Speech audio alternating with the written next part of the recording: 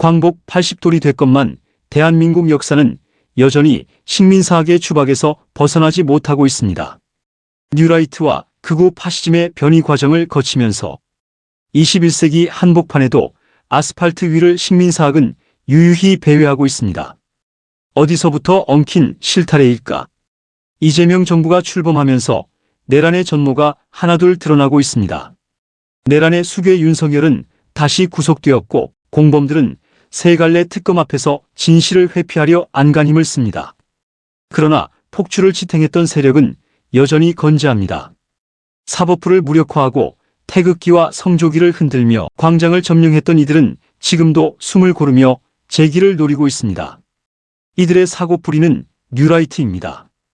윤석열 정부에 이르러서는 리박스쿨이라는 형태로 초등학생부터 노년층까지 전 국민을 대상으로 극우 교육을 국비로 시스템화하려는 시도까지 감행했습니다.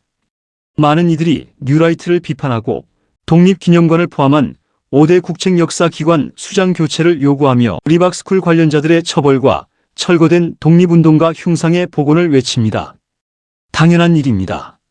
그러나 이러한 대응은 골마 터진 상처를 일시적으로 소독하는 데 불과합니다. 몸속 깊이 파고든 병의 근원을 도려내지 않는 한 이들은 언제든 다시 광장을 점령하고 왜곡된 역사관과 인간관, 세계관의 흉기를 휘두를 것입니다. 이러한 병의 뿌리는 해방 80년이 지난 지금까지도 건재한 식민사학에 있습니다. 일제는 조선을 침략하기 오래전부터 조선 정복을 정당화할 역사학을 준비했습니다. 1925년 조선 총독부 산하에 설치된 조선사 편수회를 통해 왜곡된 조선사를 완성했지만 이것은 단지 식민 지배를 정당화하기 위한 도구에 그치지 않았습니다. 더 큰 문제는 해방 이후입니다.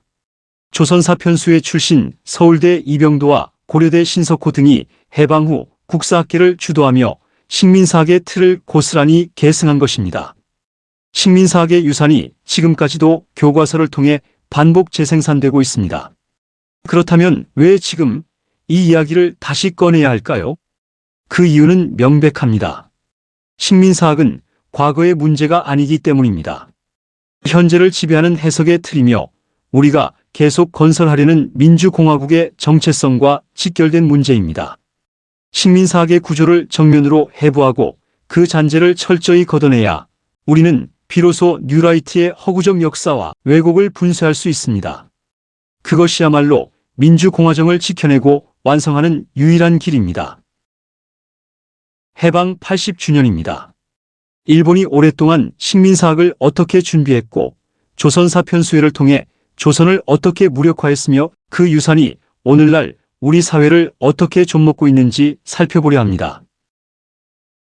우리의 역사 여행은 임진왜란 이후 일본이 조선을 집요하게 탐구하기 시작했던 에도막부 시절에서 시작합니다.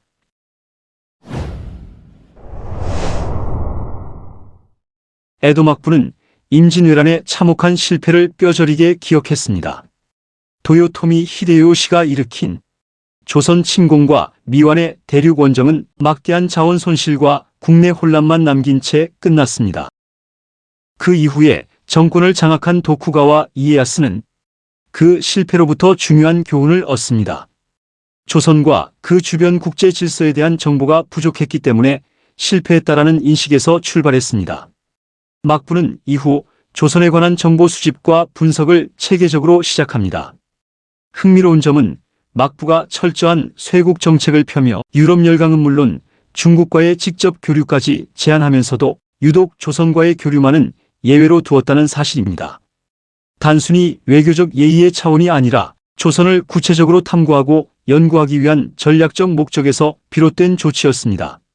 쇄국 체제를 유지하면서도 조선과의 교류를 지속한 배경에는 이러한 전략이 숨어 있었습니다.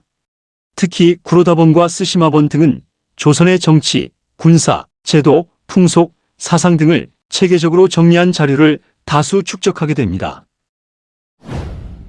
그럼 조선은 어땠을까요?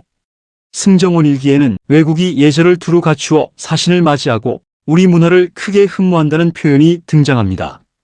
조선이 일본의 전략적 의도를 간파하기는커녕 조선 문물의 우월성에 안주한 태도를 보여주는 대목입니다. 조선은 임진왜란 이전에도 일본과 외교 접촉이 매우 빈번했습니다. 태종 시기 이후 15세기부터 임진왜란 직전까지 조선은 일본의 회답사, 통신사를 66차례 이상 파견했고 일본 역시 60여 차례 사신을 보냈습니다. 그러나 조선은 일본을 실질적으로 연구하거나 국방외교적 위협으로 인식하지 않아 대응 전략을 수립하지 않았습니다. 무역과 문화 교류를 그저 평화의 징표로 받아들인 것입니다.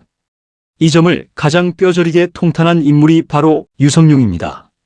그는 징비록 서문에서 신숙주가 일본 사행을 마친 후 성종에게 올린 상소에서 외국은 도발할 야심이 있으니 대비하라고 한 경고를 인용하며 그러나 대비하지 않아 결국 이런 화를 당하였다라고 한탄합니다. 더욱 아이러니한 점은 유성룡의 징비록을 정작 조선보다 일본이 오히려 널리 필사, 간행하며 경계의 교훈으로 삼았다는 사실입니다. 1678년 일본에 사행한 조선 사신 권상하는 일본 사람들이 징비록 필사본을 널리 구해 읽는 것을 보고 감탄했다고 기록했습니다. 그들은 임진왜란의 실패를 철저히 복귀하며 후위를 도모하고 있었던 겁니다. 1801년 신유박해는 상징적인 사건입니다. 천주교에 대한 종교적 탄압인 동시에 실학과 개혁을 추구했던 정조의 인맥을 대거 숙청한 정치적 테러였습니다. 천주교 신자였던 정약종이 처형되고 정약용이 유배되었으며 이들의 사상적 기반인 서학과 실학의 전통은 철저히 배척당했습니다. 이러한 폐쇄성과 경직성은 외교와 국방에도 심각한 폐해를 낳았습니다. 성리학 유일체제 하에서 사상적 다양성은 철저히 봉쇄되었고 서구 열강 및 일본의 변화를 읽어내고 대응하는 인식체계도 붕괴되었습니다. 관료 사회는 외부 세계에 대한 정보 수집과 분석을 하기는커녕 의례와 형식 논란과 권력 투쟁에 몰두했습니다. 어찌 보면 조선이 19세기 중반 이후 급변하는 동아시아 정세에 제대로 대응하지 못한 것은 당연한 결과였습니다. 1876년 강화도 앞바다에 정박한 일본 군함 운요호의 무력 시위에 굴복해 강화도 조약을 체결하면서 조선은 본격적인 개항의 시기로 들어섭니다. 이 과정에서 어떠한 외교적 주도권도 행사하지 못했습니다. 조약의 주요 조건들은 일본의 일방적 요구에 굴복하는 형태로 관철되었습니다. 조선은 이미 국가적 위기의 전조를 여러 차례 목도하고 있었지만 이를 체계적으로 복귀하거나 전략적으로 대응하지 못했습니다. 임진왜란과 병자호란이라는 과거의 침략전쟁에서 얻어야 했던 교훈은 제대로 반영되지 않았고 유럽 열강의 아편전쟁과 같은 사건도 조선에서는 거의 논의조차 되지 않았습니다. 일본이 메이지 유신을 통해 서구 문명을 적극적으로 흡수하며 군국주의적 근대화를 추진하고 있을 때 조선은 여전히 성리학적 질서 속에서 국정 운영의 타성에 빠져 있었습니다. 요컨대 조선 후기의 개혁 좌절과 쇄국적 사고는 20세기 초 일본 제국주의의 침략과 국권 피탈이라는 비극적 결말로 직결되었습니다. 조선의 자생적인 근대화 동력은 정조와 함께 꺼졌습니다. 그 이후 오로지 외부의 충격에 흔들리는 수동적 객체로 전락한 것입니다. 조선의 새로운 동력은 더 이상 집권 국왕이나 특정 엘리트에게서 기대하기 어렵게 됩니다. 국권 상실의 시기, 외세에 맞서고 국가를 개조하려는 노력은 민초로부터 시작되었습니다. 우리는 그 등불을 1894년 동학 농민혁명에서 발견하게 됩니다. 광복 80돌 2편에서 계속 이어집니다. 감사합니다.